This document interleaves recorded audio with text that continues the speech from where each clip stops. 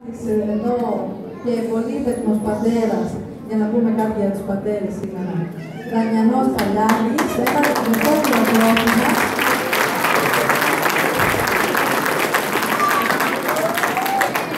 Η οποία κοροδία έχει μια ιδιομορφία. Έχει μια ιδιομορφία. Ποια είναι η ιδιομορφία της? Ότι είναι όλα παιδάκια της οικογένειας Παλιάκη. Ξαδερφάκια, αδερφάκια. Και όλα τα παιδάκια εδώ είναι από πολύτεκνες οικογένειες.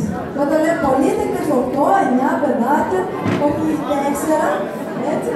Πάμε λοιπόν να ακούσουμε Μεγαλινάρια της Εωφής της Ιπαπανής για την Παναγία μας και ένα ωραίο τραγούδι, το Ήβαλα Ήβαλα, το οποίο το έχω προσαρμόσει για τη γιορτή της μάνας, το οποίο υπάρχει και στο πολύ γνωστό βιβλίο και στο καινούριο τεύχος που έχει βγει, το Νιάρχο, τραγουδό, παίζω δημιουργό, το οποίο είναι ένα εξαιρετικό βιβλίο για μαμάδες, κατευθυντές και όλους. Σας ακούμε παιδιά ένα θερμό και ένα πρόβλημα.